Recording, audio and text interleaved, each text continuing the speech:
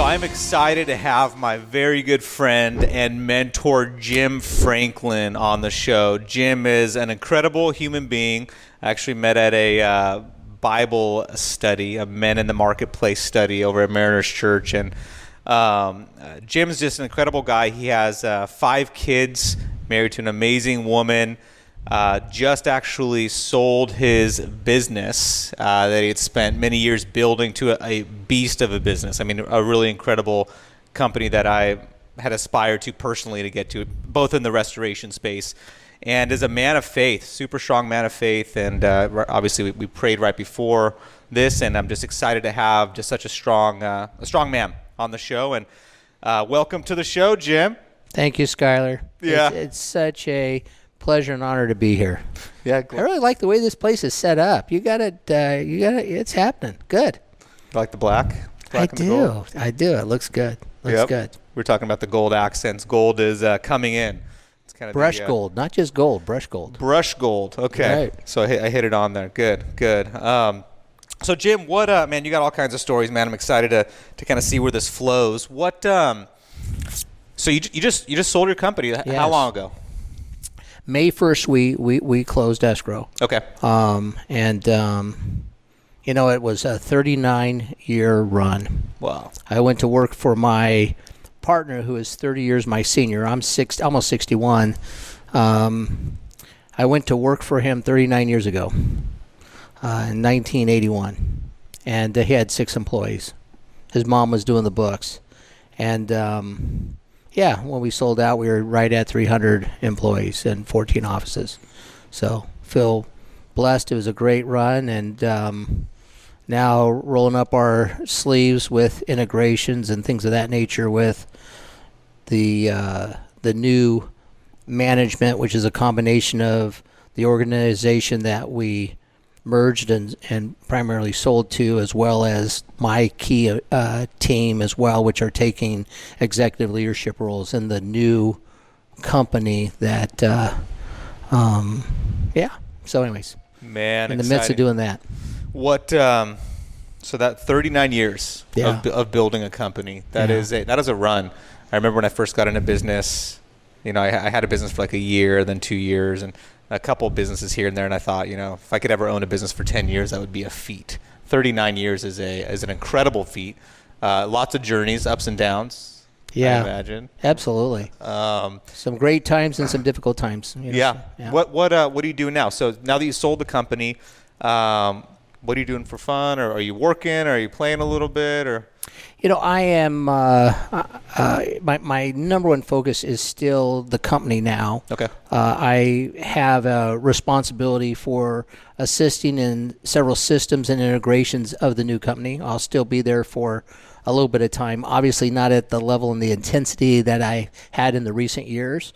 So my focus is lessening up. I call it that I have dotted lines to me now instead of direct report lines and things of that nature. Mm-hmm. And, don't really know exactly what the future has with that, but very pleased now that it's been, 4 months, very pleased with the character and the caliber of the personalities that we merged with. What we perceived they were.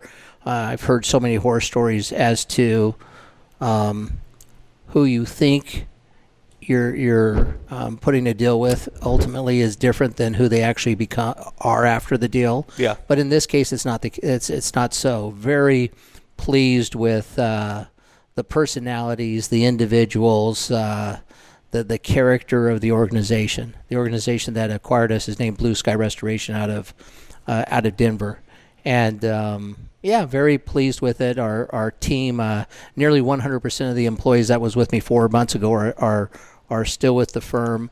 Many of the executive leadership that I had on my core team have been afforded opportunities to not only maintain the roles that they were in, but actually grow and take on grander responsibilities for more of the national footprint, whether it's marketing, risk management, or operations.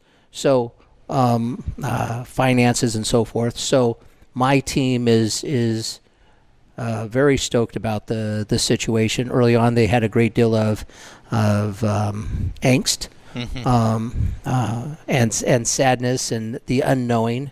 But now that, fast forward 4 months later, much of that has worked through. Business is strong. They see that their future is very solid and in place with people that they can respect the character and enjoy the culture that they built. So, things going good. That's cool. Yeah, I think, right, I think many people, when they get into business, their end game is, right, to sell a company. Mm-hmm. So it's very rare that you can have, it's very rare that people actually end up being able to sell a company. So I think that's neat. I'd like to hit on that, a couple points on that when we go in. But something that was so intriguing, I remember when we first met, you're such a strong believer in Jesus and how you treat your employees. And it was interesting. So you actually had a chaplain, right, come into your guys' offices. Yes. Explain that. That was Sure. To me, that was mind blowing in today's culture and environment to have a. Yeah. Well, first of all, let's give a little background of how we got there to begin with. Yeah. I was raised in the church, but I can tell you very much so. My walk and my faith was I'll call it Christian life, light, LITE, for the first 20 years of, let's say, a 40-year career. I always considered myself a believer, but if you looked at my life in those first 20 years, you wouldn't see any fruit from that faith. Just approximately 18, 20 years ago, I found myself in a divorce due to my own moral failures and so forth. And without going too deep into it, found myself at Mariners Church here in Orange County 18 years ago, which quickly led me to a rededication of my faith. And one of the commitments that I made to myself and to our Heavenly Father was, may the next 20 years not have the same poor fruit that the first 20 years had for His kingdom. So that was not an easy couple years, because my moral failure was so overt in my business, in my business, that many people were raising their eyebrows and questioning when they saw this behavioral change in me. But I knew it, I got it, and I just stuck with it. And over the months and years that followed, my actions proved, I think, and now you blink and 20 years go by, and unless you had worked for me for at least 20 years, the Jim of the past was different than the Jim of the last 20 years. That's a great testament to what Jesus can do also, and a rededication. Yes. Right? Somebody that actually recommits, because I had a similar journey also, kind of just walked casual Christian life, and really was clear that I was kind of actually I was making Jesus look bad. Yeah. Like, by saying I was even a Christian. Most people didn't even know I was a full Christian. Like, I would talk to some employees, and I remember having a conversation, and they had no clue I was a Christian. So I'm like, okay, I think I'm doing this wrong, Yes. And so I'm not glorifying God in the way that I'm operating a business. And as I started to change the way I operated my business, it's interesting, and I'm wondering if this is what kind of happened to you. So I realized I wasn't glorifying God with the way I showed up in my business, and so I started to do things differently. One of them was like the way I treated like customers and employees. Like, I'm like, you know what? I want my employees to walk away feeling like they were treated fairly and well, because I want it to glorify God also. Even though it can't always be perfect, right? Stuff's going to go down, and you can't make it pretty always. But my outcome was to take care of employees and to take care of customers at like an exceptional experience kind of way, where like, oh wow, this company's different, they're unique. And so I started kind of working on just trying to be the best leader I could be that way, and kind of leading the team. And it totally changed the way my company went. We're more profitable than we were now that we kind of run, just even the way we take care of even our community and things. So it's interesting. So I'm wondering if that was a situation like your company actually became better as you started to show up differently.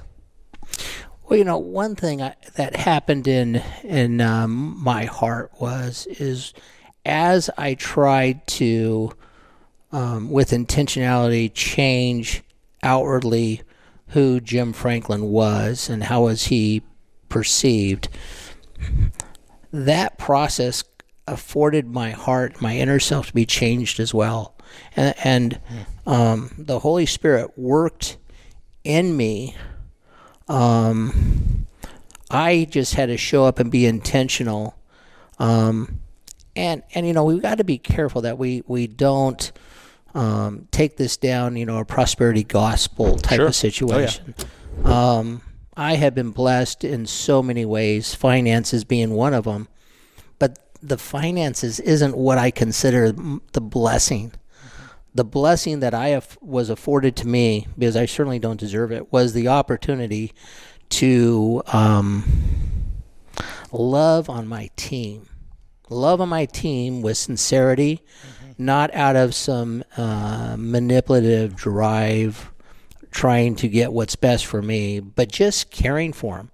And I want you to know that 20 years ago, it wasn't a natural. I was much more narcissistic, focusing on how do I drive and work hard in order to manifest the best bottom line. What's happened is as I recognized and embraced the stewardship responsibility that I had in my business, I started caring more for the people that work for me. And I realized the weight and the responsibility I had to encourage them to be the best that they could, and be the best by behaving with excellent character, affording the results to be what is good for business. So you look back at it and you think, well, that was so simple. Why didn't I start off that way? But what happens is at least with me, what happened was when you're so focused of what's good for yourself or what was good for me, it telegraphs to your team and to those around you that you're a selfish person.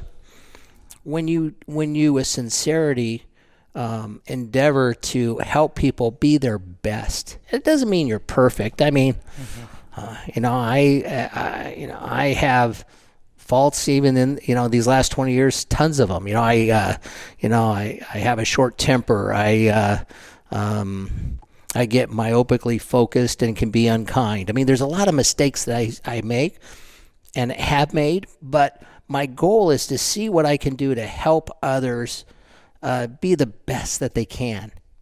And that sincerity telegraphs through, and then people want to work even harder for the goal at hand, whether it's for them or for the organization, simply because they trust you more because you're sincerely trying to get them to be the best that they can be. Mm-hmm. So it's all sort of connected together. I don't think I could have got there before my rededication to our Heavenly Father, because I did not want to behave any other way than what was best for Jim. Mm-hmm. Is that making sense? Yeah, no, totally. That was kind of, again, my experience also, like when I, the original reason I got into business was I wanted to make money and create freedom. Yeah. That was kind of my main reason why I got into business, and I operated from that place. And now looking back, I probably manipulated, right? Thinking that I was caring for people, but I was really caring for them as long as they served their purpose. Yes, in my company. And so that's kind of hard to say, obviously, for sure. But I know I showed up that way, and I had results that, and I'm sure interactions that showed that also. And so it wasn't until I realized that I wanted to start being different and representing God better. I have an affirmation that I read almost every day that I'm building superior restoration and rise up kings to glorify God. Like, that's my primary intention now with building them, is I build them in a way that actually brings glory to God through the way like my team shows up and the way I show up to the company. And interestingly enough, right, it starts with how we it starts with how we treat our employees. Which is right in line with what you said. It starts with how we treat our employees, and then it flows into our customers, flows into the community, and then the end result is the profit. But if we focus on profit, which was my primary motivator initially, that it doesn't play out that way. But if we focus on God and taking care of people, then profit actually ends up working out, and it's no longer. So for me, profits, right? It's fantastic, but it's not the primary motivator. It's, hey, how do we build a team that is fulfilled and actually enjoys coming to work? I think that would glorify God, right? Taking care of people properly. And so, I don't know. I'm feeling what you're saying on that 100%, man. Yeah. And I don't think there's anything more rewarding than that. Like at the end of the day, it's like, cool, I made more money. But if you could say, hey, I built a team of people that actually enjoyed working there, and they took care of their families, and they provided for their families, and they maybe some of them even grew closer to God because of how I showed up. Like that is like, to me, that's fulfillment. Building a great company, which I think is what you did, man. You did such an incredible job building a company where people that do work there, they genuinely like working there. Thank you. And they respect you as a leader. And the conversations I've had with people, they look up to you big time by the way you show up, and they can tell you care about them. Yeah, powerful. Well, when you care for your team, when you, with intentionality, make that the focus, the bottom line in many cases take care of itself. Now that doesn't mean you can afford to be blind to the bottom line. You still have to look at gross profits and net operating income. You still have to look at overhead and expenses. You have to hold people accountable to KPIs. I mean, these are things that are very granular and necessary in order to build an organization and hold people accountable for performance. I want to pause you right there. So Jim happens to be a caring person, and he's also very intentional. Yes. With numbers and accountability and metrics and details. Like, it's probably one of the most strategic and detailed people I've met when it comes to being an owner. A lot of times people take their eyes off the wheel big time, and it causes chaos in the business and just stuff goes crazy. But Jim happens to be able to still watch the details and watch the numbers and be involved, and he's building a machine, right? Yeah. So often when many hear you want to love on your employees, you love on them. They can wrongly misunderstand that as you don't have to focus on the specifics that are necessary to run a business. I would argue that there's no better way or a few better ways to love on your team than to absolutely hold them accountable for what is expected from them. I have been accused of many things, but being conflict avoidant is not one of them. I believe that one of our responsibilities is to articulate to a poor performer what they're doing in an inferior fashion quickly, because by sharing that with them, they know what to do better so that they can improve on those numbers, and in doing so, you are providing them a greater chance to succeed. If you are conflict avoidant and you do not share that with them as soon as reasonably possible, you're making it difficult for them to advance and to grow. So if you really love your team, the best thing you can do is to communicate their shortcomings quickly and specifically so that they can make ever so slight modifications in their behaviors to afford them success sooner. It's no different than if you get in a boat and you're going to Catalina. How quickly do you want to make modifications to your navigation so that you get there as fast as possible? You want to make those adjustments every 15 or 20 seconds in the wheel. Whereas if you only adjust that wheel every 30 minutes, you may still get to Catalina, but it's going to take you a lot longer. So how do you use conflict in the business world that is quick, precise, so that you can make your employees or afford your employers the employees the ability to handle their responsibilities as streamlined as possible. And that has to do with not being afraid of having those conversations with them frequently. Yeah, 100%. That was I used to think I was a nice boss by just being nice to people at the company. I was a good owner because I was just nice to people, when in reality it was actually hurting them. By not having the hard conversations with them, I would end up having to let them go, right? So it's kind of a weird way to do it, right? So you see an employee, they're struggling, you're aware of it, they're making bad decisions, but maybe they have an ego or something, so you don't want to address it because you know it's going to bring up conflict. So you kind of step away and you let them, you kind of just ignore it. Next thing you know, they're really failing in the role, and then you let them go.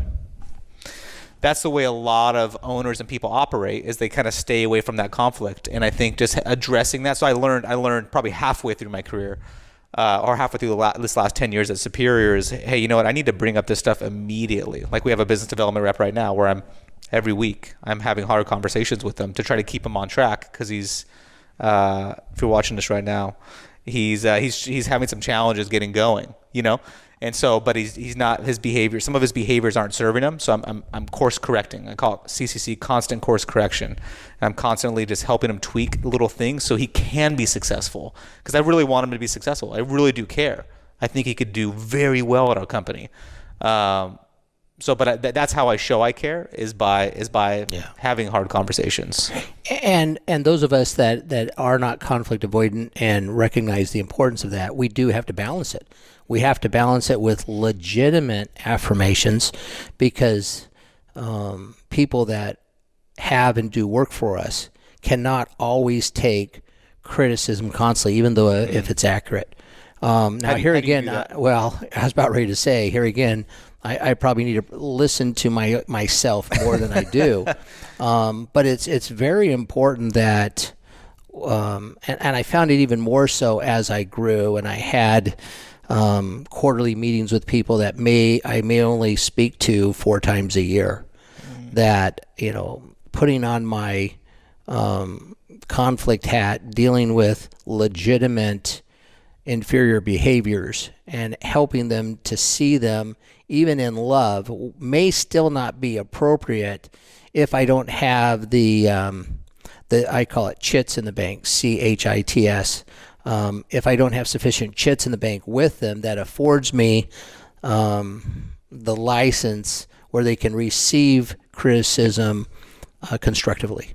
Someone that I see every day, and let's say I had 14 offices. So someone I see every day in the Long Beach office, which is where I go nearly every day, I can handle candor with them much easier than the gentleman that, let's say, is in the Northwest, that I don't have that personal relationship with. I would like to think I did that well, but I don't think I have. I think there's still a lot more improvement, because the balance of affirmations and constructive suggestions,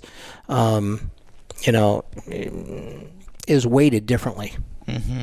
Yeah, that is challenging.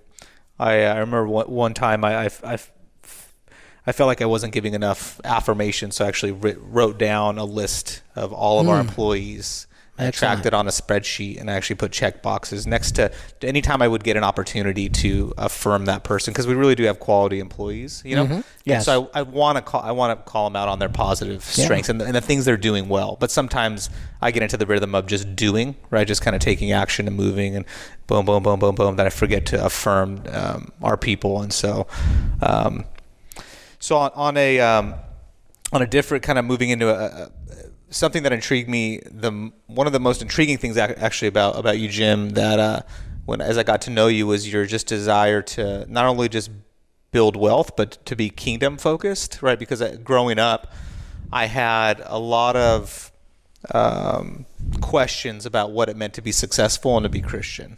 Like, I really did. So I thought those two things actually collided, and they do many times. But my mom was more of the mindset, like, maybe that rich people were greedy, or you have to watch out for being rich and being Christian. It's more challenging for a person to be rich and Christian than it is for them to it's better for them to be poor and be a Christian.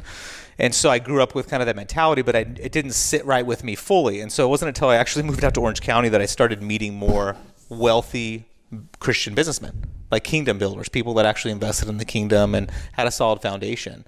And so do you want to talk about that for a minute and what your experience is? And again, it's not, the challenge is, right, and I get some flack for this, because my goal with Rise Up Kings is I want to support men on a journey of reaching their full potential, and many times that includes building wealth, right? I want to give them the skill sets to be able to build wealth if they have the strong foundation, which the strong foundation is being faithful with what God has given you, and then putting God first. I feel like those are the two key components that I've been studying this, is if I put God first in the things that I do, and I don't have a tight grip on money, right? I can have a loose grip, because that's what one of my core beliefs is, as soon as I have too tight of a grip on money or things or material things or my house or my car, God's just going to go wipe it away and say, hey man, I got to humble you.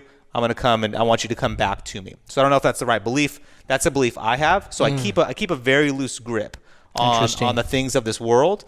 And so it has served me so far until everything gets taken away. Hopefully it does not, but that has served me so far. I keep a loose grip on it. And so if I put God first and I'm faithful through tithing and through contribution and giving back, I feel like God, if I'm being skillful in my business and being and taking care of my financial, the money that God has given me, because it's all His, that He will help to build that kingdom up and build build wealth. And so I want to support more men instead of being in a place of maybe poverty or just being. I feel like strong Christian men can make a very big difference in the world with money. And they could do it without money, 100%. But with money, I mean, you make a tremendous impact with your giving and your contribution. So anyway, I said a few things there, but... well, in the beginning of your chat, you said that you were raised where your mother, I think it was, said that it is, a bad thing to be wealthy. You're better off being poor and loving Jesus or something of that nature. I don't think wealth is a bad thing, but it is definitely a more difficult thing. The distraction of, between my ears, the amount of time that I think of I think of our Savior and the price that He paid, versus me trying to think, tactical things necessary and creative things I need to do due to the fact of my quest of enjoying business so much. There's no doubt that it makes, it uses a part of that gray matter. And, Jesus said Himself that it is easier for a camel to get through the eye of a needle than a rich man to get in heaven. There is many different parables that show that this is difficulty, but how do I say, those parables have a lot of other different factoids intended, because whether you're poor or wealthy, none of us on our own efforts can get into heaven without the grace of our Heavenly Father and the blood of Jesus Christ. So we need to make sure we insert that. I do have constant tension as to whether I am prudent, whether I have the right mindset, whether I have the right heart, whether I'm generous enough. All those things are tension points in my mind and in my heart. And I would not want it any other way. I think if I ever got to the point where those weren't tension points, whether I had $10 or $100 million, it wouldn't be appropriate. The Lord has afforded me skills and resources. He does not need my money because it's not mine to begin with. He does not need more money. He is the creator of this universe. If He felt He needed an extra billion or two to get something done, I have total confidence He'll find it. But the fact that we get to be generous with the little nickels and dimes that He's afforded us allows us to play in His sandbox and have excitement and joy helping to be the hands and feet of Jesus Christ. So yes, there is tension I have. Am I generous enough? Am I putting my time, my talent, and my treasures to work in the way that He wants me to? I struggle with that constantly, but I struggle with it because I want to struggle with it. I feel I have a responsibility to steward the dollars that have been afforded me, or been afforded under my tutelage. I have that responsibility to search for the ministries that need it, to not only give what I can give or what I should give, but give even more than that. And not only just give it, but be wise in where I give it. We're told not to cast pearls to swine, and that metaphor talks about how we share the gospel and how we go deep with evangelism, but it also talks about it also implies resources as well, financial resources and so forth. So I want to do that well. And I got to tell you that there is joy, sincere joy and pleasure in, being able to play that little role of bolstering up some ministries out there, so that whether it has to do with ministries that are humanitarian, ministries that have to do with evangelism, ministries that have to do with discipleship, there is some great ministries out there that are in financial need, that need support, and need the resources that our Heavenly Father has afforded people in the marketplace. And it's our responsibility to help. It's our responsibility to listen. It's our responsibility to go deep and to be generous, both with our financial resources as well as our time in helping ministries learn how best to do the business side of their ministries. So you support ministries not only financially, but you're supporting them on the business side, right? So you're teaching them, right, how to operate a business, how to operate more efficiently, I would say. Yeah. That's a hope. Yes. Okay. Yes. Okay. And eager and willing to do so. Okay. So well said. So that you broke that down fantastic, in a fantastic way. So it's because that's right. That's the conversation that I get stuck in. I'm having fun. I'm down to, I'm totally open to going down this road. But you and a couple other key people inspired me, right, to take on wealth building seriously and intentionally, where I'm building wealth no longer just to have like cool things, right? I'm sure I have a nice house, nice car, nice things, but I mean that doesn't excite me. What excites me is, hey, dude, I would be amazing to go give back, right, $500,000 a year or 200,000 or 300,000, like those. That is way more fun for me to go build a business for than I want to go spend an extra 20 grand on a car or something like that. Or, I mean, that's meaningless to me like now. So you guys were just intrigued me that cool. There are like wealthy kingdom builders that have a good heart, that are committed to Christ, and that are building just awesome businesses that are glorifying God, and they're glorifying God with the way that they give their money away too. So just so you know, you guys made a huge impact, and it's impacting a lot of people. And my goal is cool. Yeah, it's super grateful, just so grateful. My goal is to support more men on that journey that have skill sets, and they don't know what that looks like. And I can support them best by making sure we have the right foundation, right? And making sure, because again, the worst thing that could happen is somebody build wealth without God being an important part of their life, and then without them being faithful, and then all of a sudden money just completely trapped them. Yeah. And they get caught up in not just building wealth to build wealth.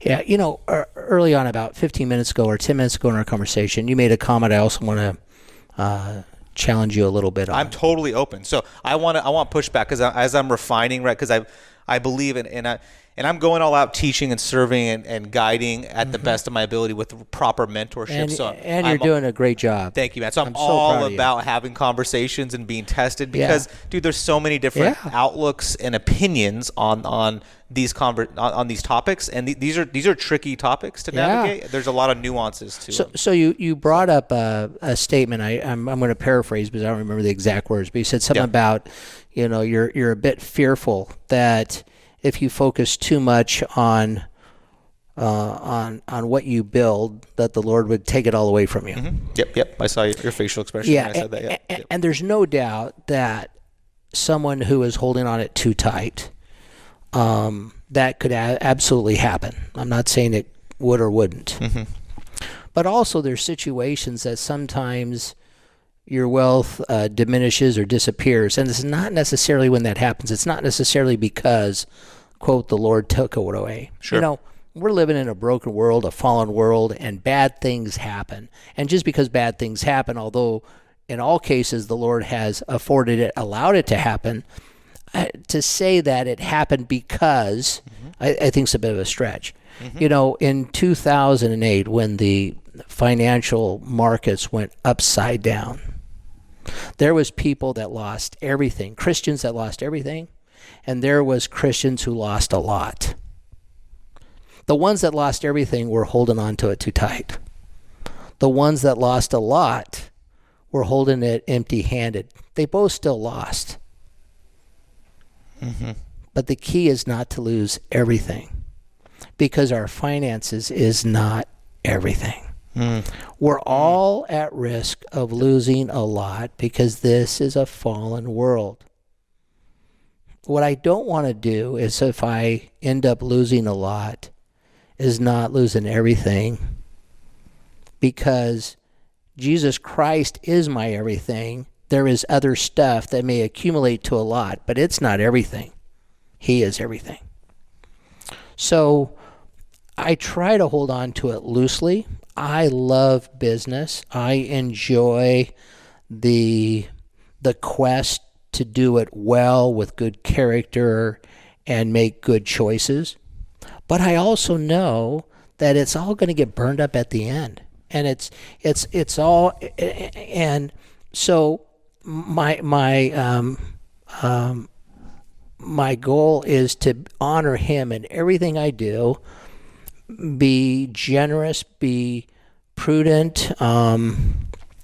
There's nothing wrong with enjoying those things that money affords us, as long as that's not your driver. That's not what you're striving for, because happiness is not something that will ever stay with us on this side of eternity.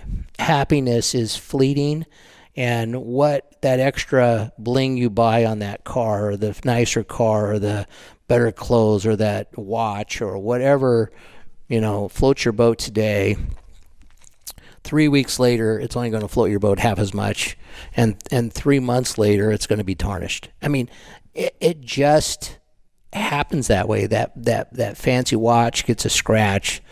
The band needs to be replaced. The car puts miles on it and wears out. And guaranteed next year they're going to make one even faster and sleeker and prettier, and you'll have the old model. And if you're living for that, you're going to want that new model. And you constantly are focusing on, striving for the golden ring that always gets tarnished. There's only one thing we're striving for that's eternal, and that is to be the hands and feet of Jesus, love on everybody with sincerity that you come across, enjoy this life, do the best you can, have empathy for those who are having difficulties, get in the trenches with them, cry with them, love on them. But even in doing so, I think you can still have joy in your heart throughout it. Yeah, happiness definitely is fleeting, and I have a family member that they're on a constant search to feel the happiness void, right? They'll go buy something new, or they'll do something that they think will make them feel happy. Right. And then it literally goes away like instantly. So I think the search for happiness is kind of vain, or is in vain, right? It's I think there's way more to be said just learning to have that internal joy that comes from Jesus. Just knowing, and again, you could be in joy during pain. Right. You really can. So faith has always been such a, or for the last 20 years, would you say? Yes. 18 to 20, 18 to 20, been a critical part. I mean, what is your favorite, like, as far as from a contribution standpoint, like, what do you love doing the most? So, what do I love doing the most? Current tense. I tell you, I'm probably a pretty boring guy when it comes to day in and day out. I don't have these hobbies and these things, and quite frankly, COVID even has taken what little distractions we have and have sort of shortened the list as it is and what have you. My sale happened during the COVID time. May, of course, was, March 15th, let's call it, is when COVID really hit. And then May 1st, my sale went through, and my daughter said, Dad, how are you going to celebrate? And I go, I think I'm going to go home and have a Diet Coke. I mean, there was, it's very difficult to have, play with hobbies and things of that nature. I'm having to redesign what that looks like. I have spent so many years in focusing on business and focusing on ministries and being raising 5 adult kids now and then 9 grandkids. I've never had time and capacity, or I've chosen, I guess the better word to say, I've chosen not to set time aside for hobbies.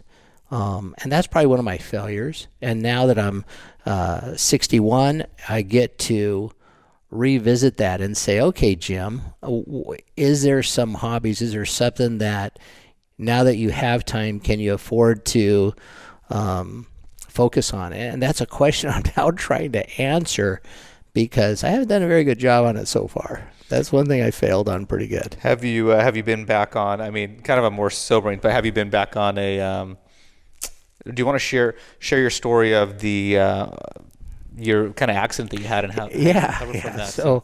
So that slowed me down. About 10 years ago, maybe 11 years ago, I was on at our church, an elders retreat that was in the Sierras, and everybody was on ATVs, and I was a little bit of a hot dog on it. I was behaving as if I was an expert ATV driver, and over the weekend I found out real quickly I was at best an intermediate. And I flipped this thing, and I took the handlebars in my chest, and I had a flailing chest. That means you break the ribs in 2 locations, so they're floating in your rib cage area. I collapsed a lung. I cracked my pelvic bone and snapped actually snapped off, but it was dangling my right foot. So I now walk around with 55 screws in my body and plates because of that behavior I had. So that has definitely slowed me down. I used to play a fair amount of golf before then. I just don't enjoy golf anymore, and that was probably my hobby prior to that. So since some of these activities that are physical have been compromised in my last 10 years, I probably haven't done a good job in finding reasonable hobbies that I can replace, whether it's golf or getting out in the outdoors like I used to. So you just got to go be a pilot. Why don't you go fly planes around? And No. Okay. I was afraid of flying when I was a teenager, so I took pilot lessons. I actually soloed when I was 18. And wow. so that's how I hit a fear that I had. So I learned how to fly in my youth and so forth. But I checked that off Got it. I checked that off and said, okay, that's good. So but I've been so blessed. I've done some great things. Yeah. No, you've lived a full life. Lived a full life on that stuff. And when it comes to travel, for 10 plus years. I was so fortunate to be the chairman of the Free Wheelchair Mission, and had done many mission trips around the world, mostly in developing worlds. So I've done a lot of travel, and my wife says, well, honey, would you enjoy traveling in this and stuff? And it's like, I'm okay if you want to go someplace great, but, I don't have this yearning to, we're relatively healthy enough and we could do that and what have you. But I've been blessed to have been traveled so much. I just feel totally content. I have nothing on my list right now except wanting to get back engaged with community. Wanting, this idea of being for 4 months, not being able to worship in church and see people that we know and care for and love and go up and give them a hug. I tell you, I am lamenting not being able to do that right now. So, if there's anything that I am amiss that I'd like to fulfill in my life, it is relationship with people that has been put on suspense since this crazy COVID thing. Mm-hmm. Yeah. Yeah, no, I agree. I'm probably the only one. You probably don't have any. Yeah, no, for sure. Everybody's in that same spot, man. We all want community. People are craving community right now. As we close out, I mean, as people, right, as these men are on this journey of reaching kind of for their potential, right, mm-hmm. going all out and really trying to live the life that God has called them to live. What would one or two, we can call it pits or roadblocks or speed bumps, like what are one or two things that maybe you experienced in your life that you would tell them, hey, watch out for this while you're on your journey mm-hmm. of trying to create success and be all that you can be? Anything come to mind? One or two, man. If you ask me, list 15 of them or something like that. That might be easier, yeah, because there's so many of the pitfalls. I can tell you that when I was in my 30s. First of all, I started my career very young when I was in my early 20s. So I had not had a atypical time that many guys have where they go to college, because I didn't go to college. Right after high school, I started working, and I did not have that time at fraternity or any of that stuff. So in my 30s, as the business started to get pretty financially solid and so forth, I had that free time, and that's really was the demise of me. I cracked. I believe in all my heart that some of my behaviors cracked the door for demonic opportunities and spirits to have influence in my life, and things went hell in a handbasket quick. So too much freedom or too much boredom. Or too much freedom, too much boredom, not being in the Word, not focusing on what your priorities are, not having godly people around you, focusing on bifurcating your life. I mean, during this time, I was still going to church every week, every Sunday. I tell people I was a good Christian at least an hour and a half every week. That's when I went to church. But you wouldn't see my Christian faith in the rest of the 6 days and 22 hours. You just wouldn't see it. So keep, it says in James 4, he says, resist the devil and he will flee from you. Draw closer to God and he'll draw closer to you. In Peter, he talks about the devil is like a roaring lion looking to devour. To make no mistake, this is real, and it's as real today. And if there's anything good that comes out of the COVID and seeing the polarization of culture, we as believers have to be able to see evil. Evil is out there now and is more overtly out there, whether you believe if you're sitting on the left or sitting on the right. I don't care which side of the political aisle you are, because Satan is on both sides of the aisle, trying to devour our faith and trying to devour us. So be wise when you end up in a secular setting, seeing behavior going on that is not consistent with your values. Run.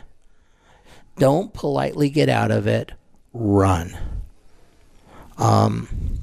So often at least in my youth, I did not value, I did not give Satan the credit that I should have. And I danced with the edges of sin, dance closer to the cliff, and before you know it, I had fallen off the cliff head over heels. If I had to do it all over again, I would have ran. Now, the men, the secular men that were non-believers or believers light that I was hanging around and carousing with, was it their fault? No, it was my fault. I'm the one that cracked the door. But so if my advice to men that are in their 30s and 40s is, don't think you're smart enough or clever enough to enjoy those benefits of what you perceive are benefits hanging around the secular world, carousing and what have you, and thinking you can just resist it and say, no, you can't. You need godly men around you. You need to have people that will speak into you with candor, and not allow you to behave in a way that men of God should not be behaving as. Powerful. No, that's many times we walk the line, and we like to. It depends on someone's personality, right? I think some people have a tendency to walk the line more often than not, but it's dangerous. And no, it's caused a lot of issues in my life for sure. Yeah. When I've decided to think I could resist things or just be around people I shouldn't. You can tell, who you really shouldn't be hanging around with, right. Friends or people or environments. And so fantastic advice. So Jim, dude, I appreciate you, brother, more than you know. I'm very grateful for the man that you are and how you show up and how you love on people and just your commitment to Jesus and to being the best version of yourself and to mentoring people. And I thank you for the time that you've spent. Thank you, Skylar. In my life. So very grateful for you, and thank you for coming on here and getting raw and being open and sharing some of your stories. And let's go make a difference, man. I'm excited to see where this podcast goes. Yeah. This is neat. This is neat. For sure. Thanks, Jim. God bless.